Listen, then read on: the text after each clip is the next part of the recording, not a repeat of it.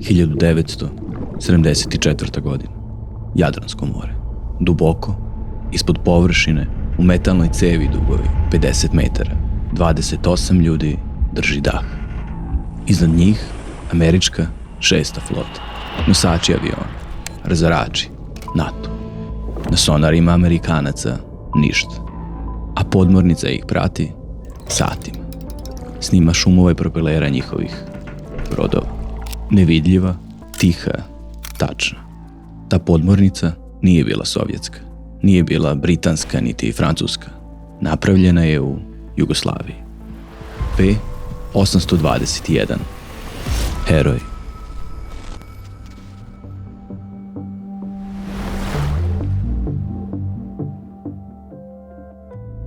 Jadransko more nije otvoreni okean.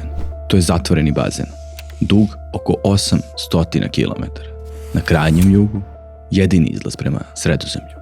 Sa zapadne strane Italija, članica NATO-a od 1949. godine. Sa moćnom ratnom mornaricom i savezničkim bazama duž cele obale.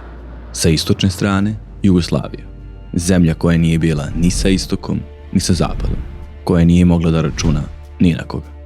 U takvoj situaciji, svako ko ima dugu obalsku liniju mora sebi da postavi pitanje: kako to more braniti?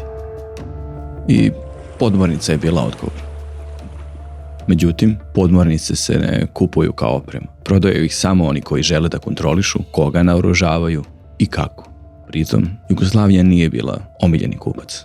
Ovo je priča o tome kako se jedna zemlja, bez pravog saveznika i otvorenog tržišta, odlučila da podmornicu napravi sama.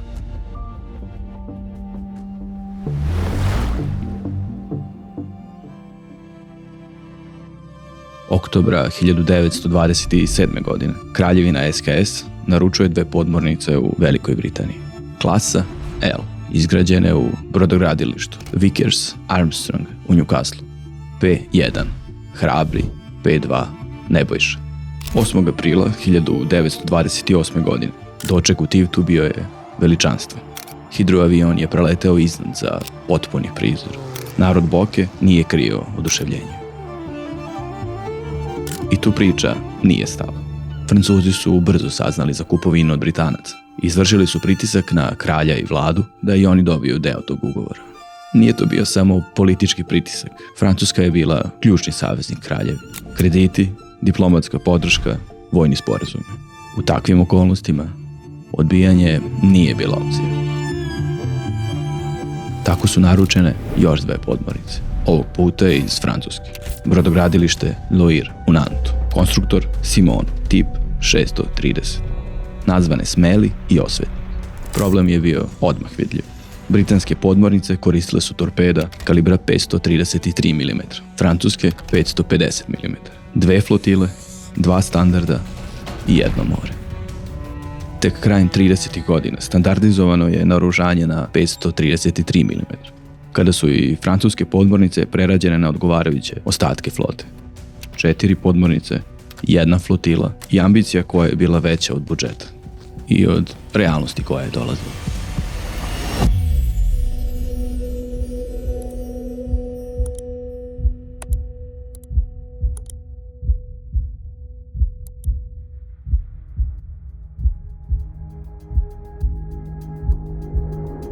Nakon rata, Nova Jugoslavija zatekla je u brodogradilištu Uljanik u Puli jednu teško oštećenu italijansku podmornicu i jednu džepnu.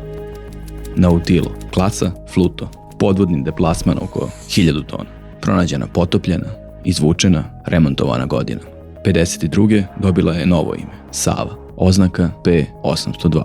Na Savi je narednih godina podmorničko iskustvo steklo 59 oficira, 159 podoficira, 150 mornara. Bila je rasadnik kadrova čitave flote. Kad je rashodovana 1968. nije odmah otišla u Staro Gvožđe. Završila je u Rijeci Dubrovačkoj kao restoran. Zvali su je Žuta podmornica.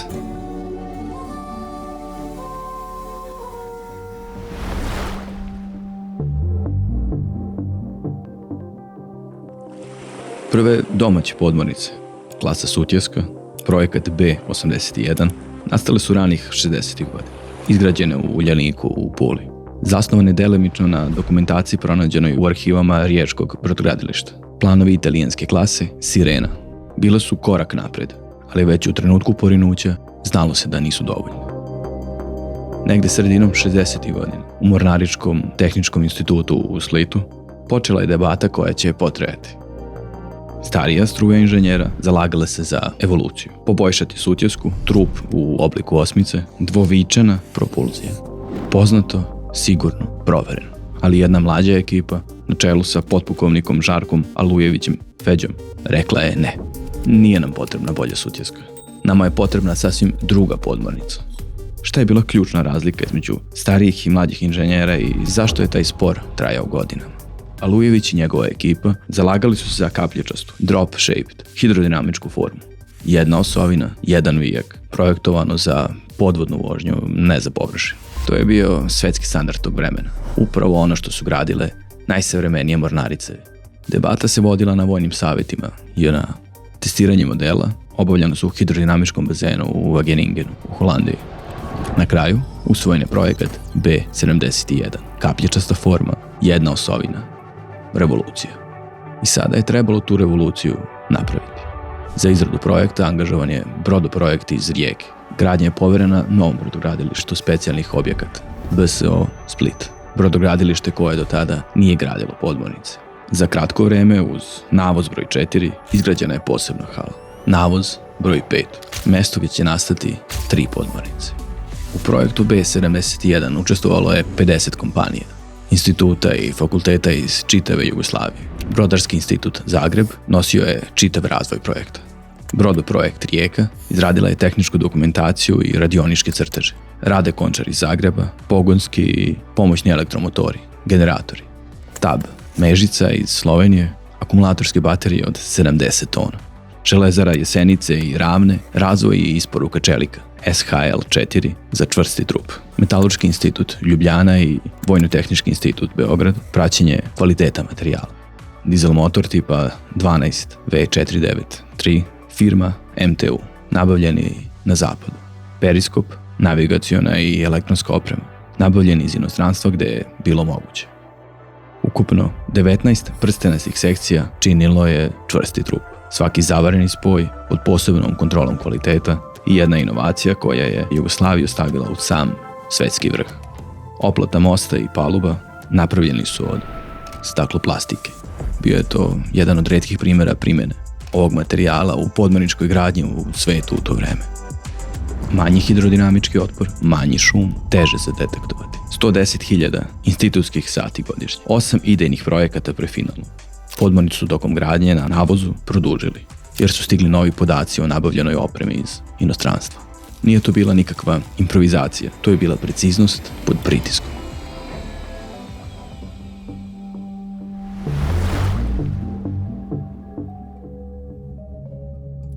21. avgusta 1967. godine u Splitu porinuta je nova podmornica. Za probnog zapovednika određen je poručnik bojnog broda Tomislav Drašković, iskusan podmorničar, bivši komandant Save. Moj zadatak bio je da novu podmornicu, kao prototip, temeljno testiram, dovedem do limita u svakom mogućem smislu.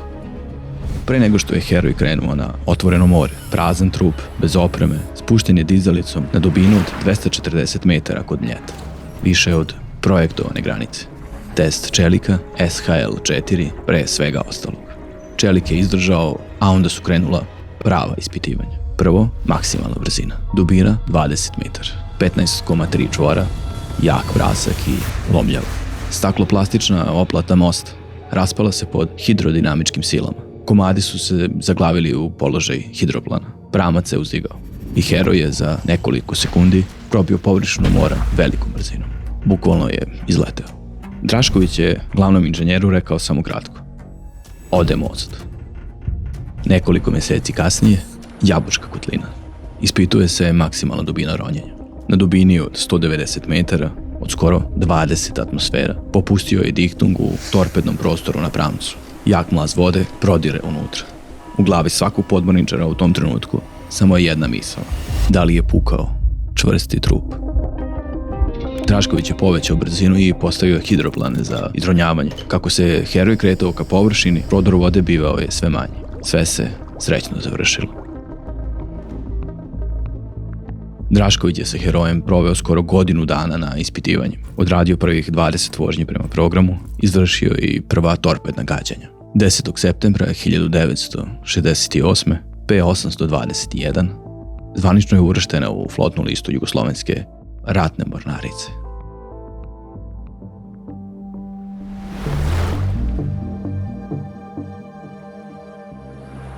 ...50 metara i 40 centimetara dužine. Prečnik čvrstog trupa 4 metra i 70 centimetara. Visina ukupno skoro 10 metara. Deplasman na površini 614 tona. Deplasman pod vodom 705 tona. U tom prostoru 28 ljudi. Do 46 dana. Da se to vizualizuje. 46 dana. To je mesec i po bez svežeg vazduha. Bez ikakvog kontakta sa spoljnim svetom. Osim radija. Svaki član posade imao je malo više od 2 kvadratna metra raspoloživog prostora. Zamislite to. Se zamislite i da ste 180 metara ispod površine mora. I da iz te kutije izlaza nema. Bar ne dok komandant ne kaže. Nema tuširanja, vlaga kondenzuje na metalnim zidovima, vazduh postaje sve teži kako dani prolaze.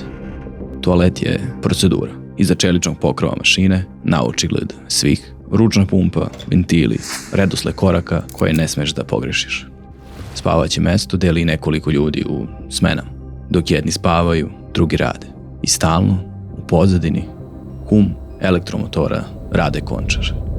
Snage 1280 kW. Taj zvuk postaje deo tebe. Kada prestane, nešto nije u redu. Heroj je bio projektovan da bude nevidljiv. Kapljičasta forma trupa minimalizuje hidrodinamički otpor i podvodni šum. Staklo-plastika na mostu i palubi smanjuje akustični potpis. Za nečujno šunjanje poseban elektromotor, mali PEM do 5 čvorova, ispod radara zvuka. Francuski sonar Thomson Sintra Eldone, ugrađen u trupu. Radar Snoop Group za pretragu površine. Naoružanje 4 torpedne cevi kalibra 533 mm na pramcu. 6 torpeda Set 65E, aktivno pasivno vođenje. Ili 12 mornaričkih mina umjesto torpeda. Radna dubina ronjenja 180, a maksimalna 210 metara. Maksimalna projektovana brzina u podvodnoj vožnji do 16 čvorova. Podmornica je mogla da potopi razarač i da pobegne pre nego što iko shvati šta se dogodilo. 1974. godine heroj prati američku 6. flotu kod Monte Gargana. Neotkriveno. Satima je beležila hum njihovih propelera. Nosači aviona, razarači, cela flota prošla je iznad njega. Nije ispalio ni jedan torpedo. Nije bilo potrebe. Poruka je bila drugačija. Mi smo bili tu, vi to niste ni znali.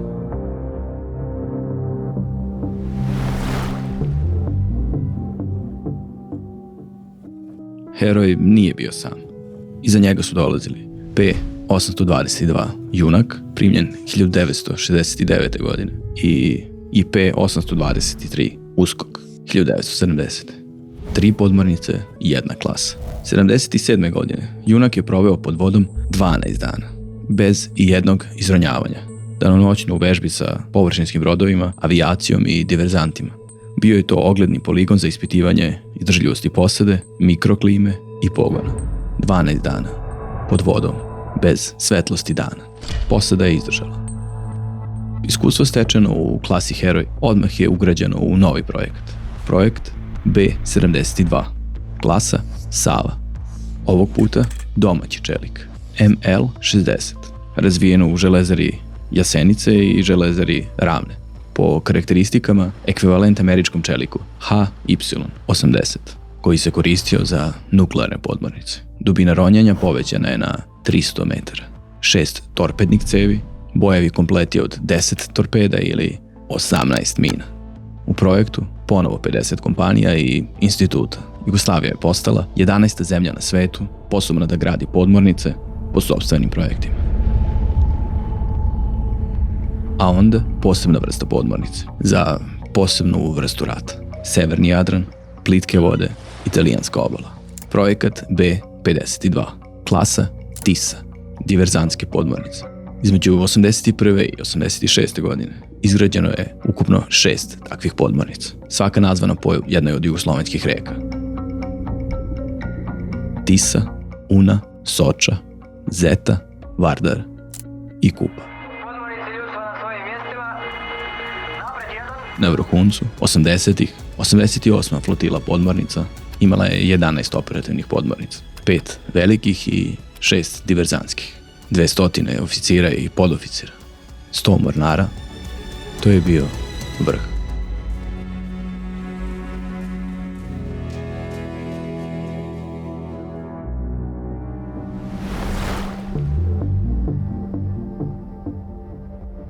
1991. Heroj je izvučen iz mora na obalu u Tivtu. Nije potopljen i nije prodat u staro gvožđe. Samo je izvučen. Iza njega ostaju brojevi koji govore sami za sebe. 726 plovidbenih dana, 910 ronjenja, 46.659 nautičkih milja. To je ekvivalent plovidbe više od 2 puta oko planete Zemlje. Junak je isečen 97. Uskok 10 godina kasnije odvučen je u Izmir kao sekundarna sirovina. 1. aprila 2005. godine Vrhovni savet odbrane Srbije i Crne Gore doneo je odluku. Ukida se 88. flotila podmornica. 77 godina nakon što su Hrabri i Nebojša uplovili u Tivat 1928. poslednja jugoslovenska podmornička flotila prestala je da postoji. Danas heroj stoji u Porto Montenegru, na suvom, bez mora, bez dubine. Oko njega promiče turistički svet koji u njemu vidi kuriozitet. Oni koji su njime plovili, o nekim zadacima se i dan danas nerado izjašnjavaju. Heroj je bio pravi domaći projekat. Napravila ga je zemlja koja nije imala saveznike, koja nije mogla da kupi sve što je bilo potrebno, pa je to naučila da napravi sama. I jednog dana, 1974. godine, ta podmornica je lebdela ispod najmoćnije mornarice na svetu. Nevidljiva. Ako vas je ova priča podsjetila na nešto, podelite se nekim ko voli istoriju, zanimljive i zaboravljene projekte ili jednostavno dobre priče.